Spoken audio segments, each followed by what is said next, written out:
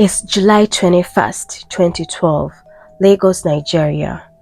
A young woman steps off a plane at Murtala Mohammed Airport, her BlackBerry buzzing with a text to her mom. I've landed safely. She's Cynthia Osokogu, 24, a postgraduate student and boutique owner, chasing a business deal to stock up her shop. Her Facebook friend? Charming, well-spoken, calling himself a student, paid for her flight and booked her hotel. She's excited. She's hopeful like any other person would be. Look, they've been chatting for months.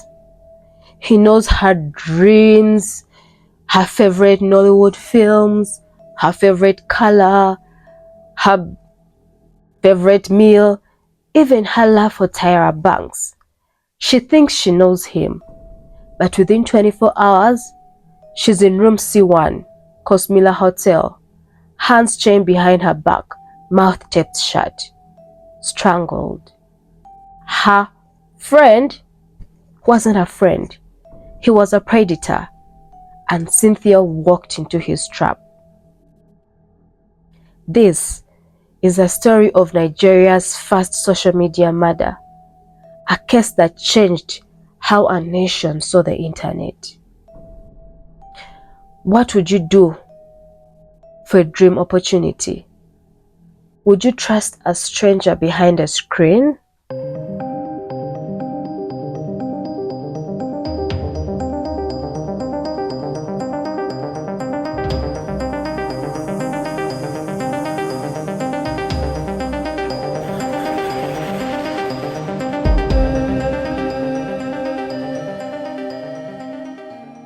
This episode contains graphic themes of sexual violence, murder, and exploitation. Listener discretion is advised, especially for mature audiences. All details are drawn from court records and media for educational purposes. All individuals are presumed innocent until proven guilty in the courts of law. Let's dive into a story that'll make you rethink every friend request. Cynthia Osokogu. She was young, ambitious, and trusting. She thought she was meeting a business partner. Instead, she met Okumu Nwabufo and Olisaloka Ezike, two men who used Facebook like a hunting ground. This isn't just a murder. It's a warning about the world we live in, where a friend request can hide a killer's smile. Today, we are unveiling a case that shook Nigeria to its core. Welcome to Beneath the Rift, where African true crime slams into the chilling, the twisted, and straight up heartbreaking. I'm Rosba Semera, your guide through the shadows. And today's case isn't about demons like the previous one or dark creatures. It's about something scarier, a danger we all face every day, a danger that lives in your phone, your DMs, your inbox. Cynthia Osokogu trusted a Facebook friend, and it costed her everything. So, grab your headphones, lock your screen, and let's dive into a story that will make you double check every notification you get. So let's set the stage. It's 2012, Lagos, Nigeria. The city is alive. Honking downfalls, crowded markets, Nollywood billboards glowing. This is the heartbeat of West Africa, where dreams are chased and deals are made. Like, how people say Hollywood in America, that's where you go chase your dreams. This is it. I'm talking now, this is Africa. That's it. At 2012, Nigeria was booming in that, So Nigeria is in a social media frenzy. From like 2 million internet users in 2005 to 44 million users by 2012. per the National Information Technology Development Agency. NITDA. Facebook's huge, but BlackBerry Messenger, BBM, king. It's king. Everyone's pinging, sharing statuses, networking. For young Nigerians like Cynthia Osokogu, social media was a lifeline. I mean, you're a student, find study groups. A hustler, connect with suppliers. A dreamer, meet people who promise to make it happen. But there's a dark side, just like to everything. Predators, they don't need dark alleys anymore. They're in your DMs. They're posing as friends, typing in perfect English. I mean, you're swooning at this point for those who are looking for love lives. And in 2012, Nigeria's police are stretched thin. Cybercrime is new, like they don't know that. And also the trust in cops was low, like after decades of corruption. If you go missing, good luck getting found. Cynthia's case, it would change the whole scenario. But first, let's meet her. Let's get to know who Cynthia was. Anyway, what was your favorite app back in 2012? 2012. I feel like Facebook was still a big thing back then. But what was my favorite app? What was I doing in 2012? I do not really remember. Probably Facebook. Yeah, I think it was Facebook. Cynthia Osokogu. She was born in November 1987 in Delta State. She's the only daughter of retired Major General Frank Osokogu and Joy Ritang Kim Osokogu. She grew up with three brothers: Kenneth, who was a flight attendant; Williams, a customs superintendent; and Tony, based in Greece. I mean, Cynthia was a star, a former model inspired by Tyra Banks. She graduated with an English degree from Nasarawa State University and was chasing a master's in public administration. So at 24, she quit her MTN job to run her boutique in Kefi, selling dresses, shoes, beauty products, name them. Her mother, Joy, she told Vanguard in 2012 that Cynthia was hardworking. She was hardworking, loving, and her only daughter. And she had achieved so much at 24. Here I am, approaching 30s, and I've not done anything. I digress. Cynthia was ambitious, always hunting new suppliers to grow her shop. She was active on Facebook, BBM, mention them, connecting with like clients and friends, like anyone who could help her hustle. She was there for that. In late 2011, she gets a friend request from Okumo Nyabufu. I'm sorry for butchering the name. I'm trying. He says he's a 100 level accountant student at the University of Lagos. He runs an important business on the side, and they chat for months. Business deals, clothing markets, maybe a little flirtation. He seems legit.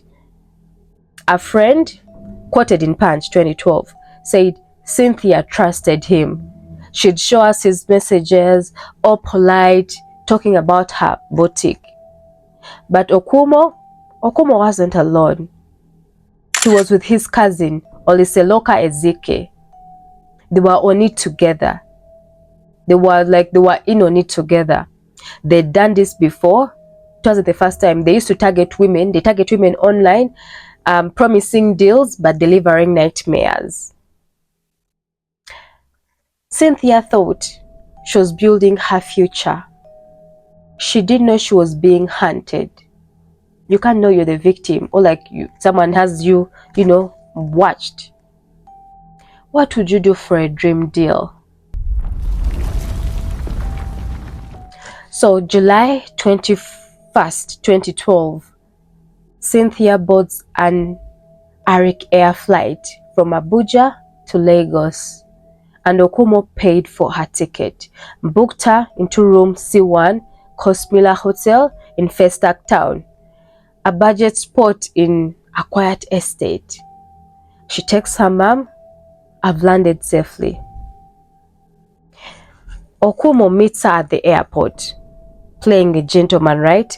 All smiles. He was really playing like the perfect host. Like I shouldn't let her suspect anything. He's charming, talks about Lagos markets, promises to show her wholesale clothing shops.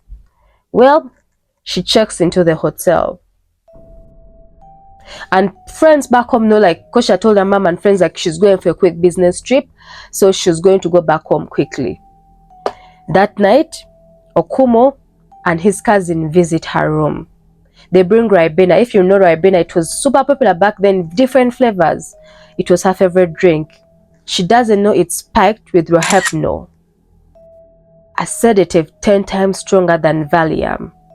She drinks it, of course she doesn't know. She thinks it's her friends, they are vibing, banter is ongoing. Her head spins. They move fast. They tie her hands down, brown tape, chain her wrists, like tape her legs together and so on. They stuff a hairnet or a handkerchief inside her mouth to prevent her from screaming. And then also wrap tape, they're trying to just tie her down. Like, I'm sure she maybe tried to fight before she's completely out of it. They beat her, bite her, R-word her, they rape her. Then they strangle her. They strangle her with a chain. The next morning, that's July 22nd, the hotel cleaner finds her. So Chief Pathologist John's autopsy in 2012 said she died of asphyxia. Her lungs drowned in blood, weighing 400 grams. That's way over normal. They took her BlackBerry, they took her phones, they took her cash, ransacked her bags. CCTV catches them leaving with a package. Maybe her belongings? Who knows?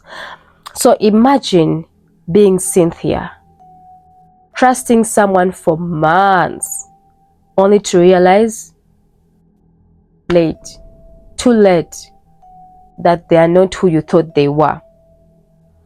What's the creepiest DM you've ever gotten? Cynthia's mom, Joy, calls her phone 5 times. For 5 days, and it's off. On the 7th day, someone answers. She's sick. Pay 20 million naira to see her. Can you imagine the audacity? Like, switch off the phones, maybe sell them. Like, you even have the guts to pick up the phone and then demand ransom for someone who's not even alive at that point. Of course, the mom didn't know, but anyway, still eventually didn't know. Joy alerts the police. So Area Commander Dan Okoro, Area E, Festac, takes over.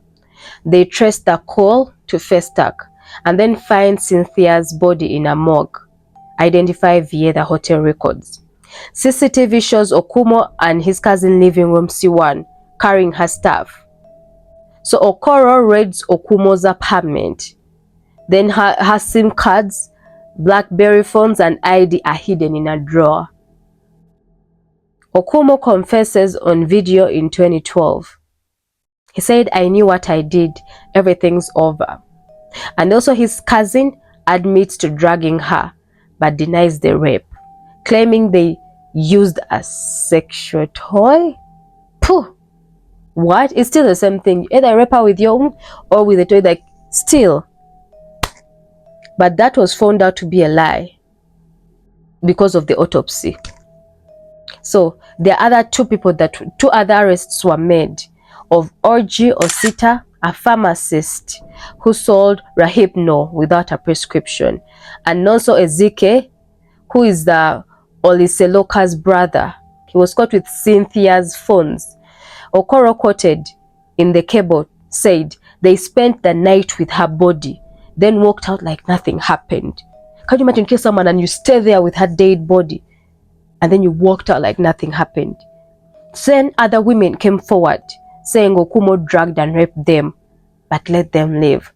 So why Cynthia? They don't know why Cynthia was killed. Maybe she would have been raped and robbed, but maybe she would have stayed alive. Police has theories that maybe she fought back, or they were angry she had no jewelry, no big cash. Despite her being a generous daughter, they thought they would get a lot out of her. But now a thief gets angry at you for not having stuff. The audacity. February 8th, 2013, Igbosere High Court. Justice Alabisi Akinlade presides.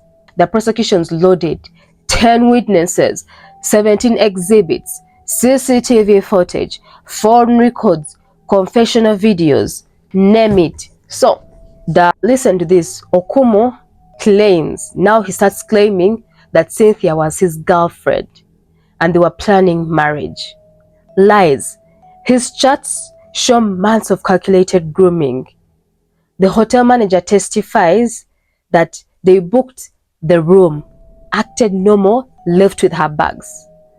Forensic expert John Obafunwa says there are marks on her neck that prove strangulation, not overdose.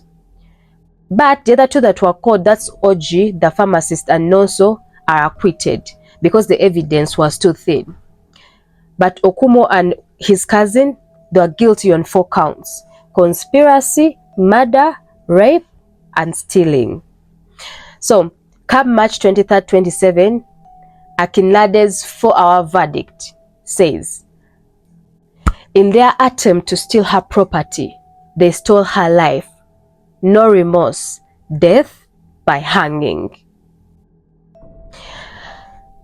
Joy Osokogu, Cynthia's mother, in 2017 says, justice can't bring her back, but it's for her. The courtroom erupted. Hashtag Justin for Cynthia trended on Twitter, now X. But was justice enough? What do you think? Drop your comments below. Because they were arrested in 2012, but the verdict came to fruition in 2017. That's 5, is my math correct? 5 years later? Was the case keep on getting postponed? What happened? 5 years later, they were sentenced to death by hanging. Right now, you know, does Nigeria still have hanging on their... Anyway, let's talk Nigeria 2012. Social media is exploding. BBM's the vibe. Ping, ping, ping. Facebook's for deals, love, everything. Cynthia wasn't naive. She was just part of a generation chasing opportunities online, which is... This is our generation right now. Online is it. I mean, 70% online, 30% offline. But predators like Okumo and his cousin saw a new hunting ground. A new hunting ground. Not bars, not streets. They targeted women they thought had money. Women like Cynthia. Because they go through, we put our lives out there without holding back. Then they saw she's a generous daughter. So a surviving victim in 2012 said, they dragged me, took my phone, but I woke up. Cynthia didn't. And also, this time the Lagos police was out of their depth. Cybercrime was new. And the trust in cops was shaky because of the corruption that has always been ongoing. And then Dan Okoro's CCTV breakthrough was rare. Because cameras weren't that common back then. Even now, they are not as much. We don't have CCTV as much as abroad. This case sparked panic. Governor Emmanuel said, we need justice fast. Parents started locking phones at night. A Lagos mom, as quoted in Punch, said, I check my daughter's chats now. Cynthia could have been her. So, social media is still our world even in 2025. Let's be honest. But Cynthia's case, it's a warning for us to know. So guys, what's the shadiest online encounter you've had? I'm nosy, but I'll share mine. So something bad actually happened to me I think that was 2023. Yeah, in 2023, it was like, oh, I've job stuff, job interview. They seem legit, and I was like, I'm going for a job interview. So I get up, I stay in Entebbe. I get up from Entebbe, I go to Kampala. Reaching Kampala, of course they had told me, like, I'm like, in my, I was like, I'm not going to meet in a private place because I'm a coward. So they say, okay, in a public area, it's like Rubaga Cathedral side, it's that. So we go. They actually snatched my stuff, and I very much knew, because that's the area that told me stand. They're going to come get me from there and go. But luckily, I was like crowded place, so they had. That's the only thing they went for. Like, let's just grab her, snatch her bag, and try to knock her, because they tried to knock me with a car. But I was an athlete. I'm quick on my feet. I was like, you know, toss the bag, because I had these pouch badges where you, like, the bag is like this, and here is where you put stuff. I threw the bag, jumped out. So, of course, they wanted the bag. If I'd started to fight, oopsie. If I'd decided to fight for my bag, I would have been knocked, because they are coming for me. Like, no car, grab my stuff. I threw them. I saw them coming. I threw them. They pulled that away, because the one guy was pulling my pouch bag, pulling me towards the other car coming. So I was like, Twala, take. And then I moved. And then he got in the car, and then, like, it was like planned. So stuff like that still happen. So what's yours? What's your story? So Cynthia Osokogu was 24, chasing her dreams. She trusted a smile behind a screen, and it cost her everything.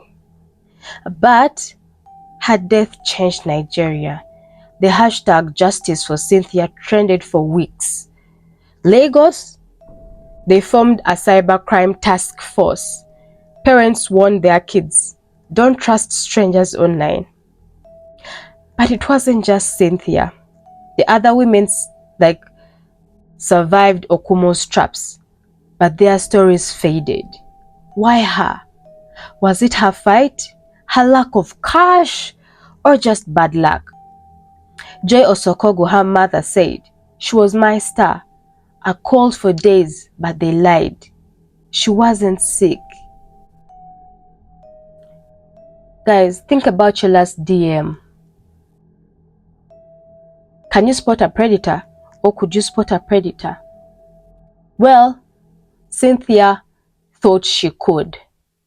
So this case asks, are we safer online now, or are we still one click away from a trap?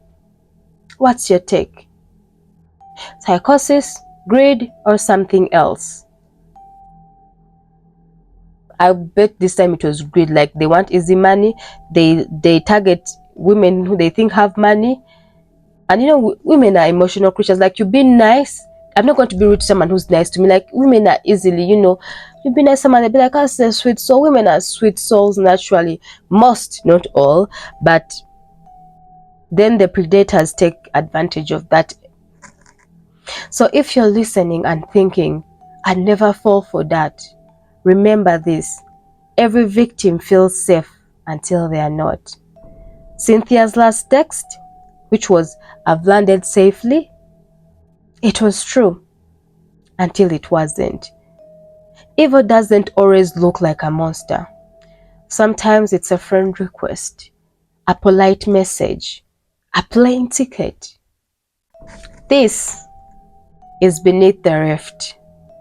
And with that, stay cautious, stay curious, and maybe check your DMs twice.